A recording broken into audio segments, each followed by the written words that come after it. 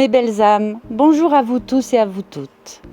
Nous nous retrouvons autour de cette nouvelle lune de juillet qui va mettre en lumière notre manière d'aimer, de nous affirmer et de rayonner, spécifiquement dans nos relations proches ou nos partenariats.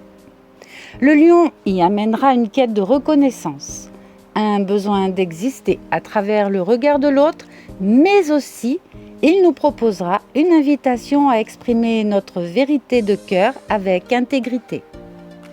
Le 24 juillet, nous allons donc nous retrouver sous les énergies de cette lune qui sera en Lion et se logera dans la maison 7.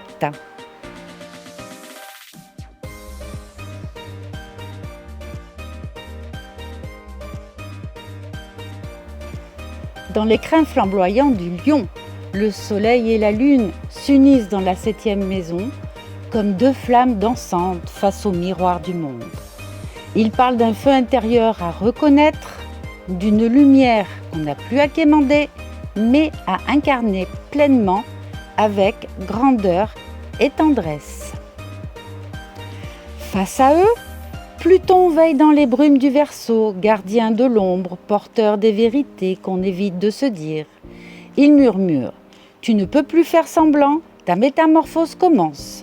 Ce que tu caches derrière les sourires polis, derrière les rôles que tu joues pour être aimé, tout cela s'effrite pour laisser place à ton naissance nue. »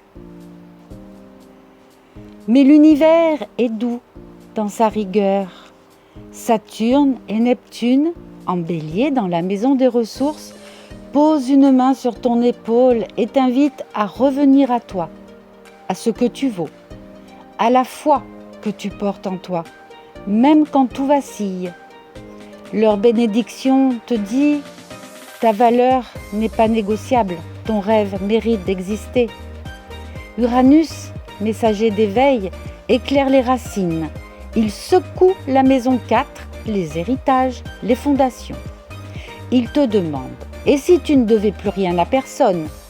Et si tu pouvais inventer ta manière d'aimer, de créer, d'habiter le monde ?» Vénus, légère et curieuse, joue dans les allées du cœur, mais croise un Mars critique, méthodique et parfois tranchant. L'un veut séduire, l'autre disséquer. Et toi, entre les deux, tu cherches à aimer sans te perdre, à désirer sans guerre, à parler sans te justifier.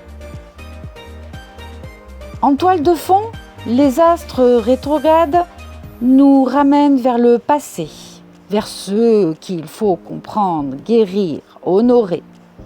Lilith en Sagittaire t'incite à ne plus trahir ta nature indomptée. Le nœud nord t'invite à faire confiance, non plus aux apparences, mais à la voix de l'âme. C'est une lune de renaissance, un seuil à franchir, un serment silencieux entre toi et toi-même. Je choisis de ne plus me trahir pour plaire, je choisis d'aimer ma lumière, même si elle dérange.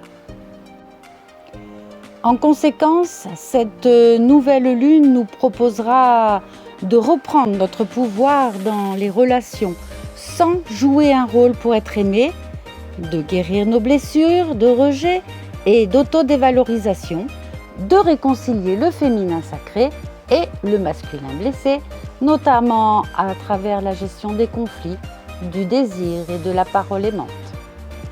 La nouvelle lune nous demandera également de laisser mourir les anciennes illusions pour libérer de la place et pouvoir ainsi accueillir une version plus libre et plus mature de nous-mêmes. Elle nous invitera à écouter l'appel de notre âme, même si celui-ci dérange les normes sociales ou les attentes familiales. Pour accueillir ces énergies transformatrices et vous aider à en profiter le mieux possible, je posterai pour vous, mes belles âmes, celles qui le souhaitent, une méditation guidée. En général, mes méditations ne durent pas plus d'une dizaine de minutes pour permettre à ceux d'entre vous qui n'ont pas l'habitude de prendre du temps pour vous et un temps pour vous recentrer dans le ici et maintenant et sans que cela ne soit trop long. L'espace commentaire est à vous. Vous pouvez y laisser ce que vous souhaitez tant que cela reste respectueux et bienveillant.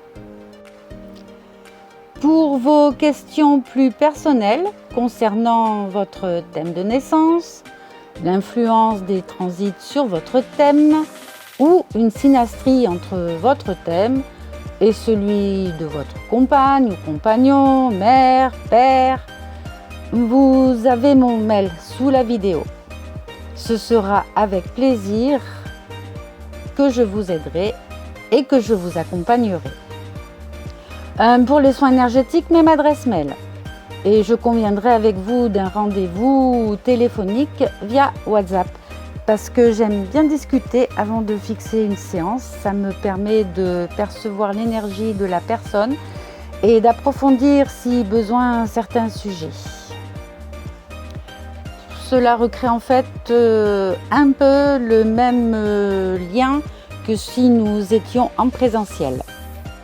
Et ainsi, je peux travailler au mieux par la suite.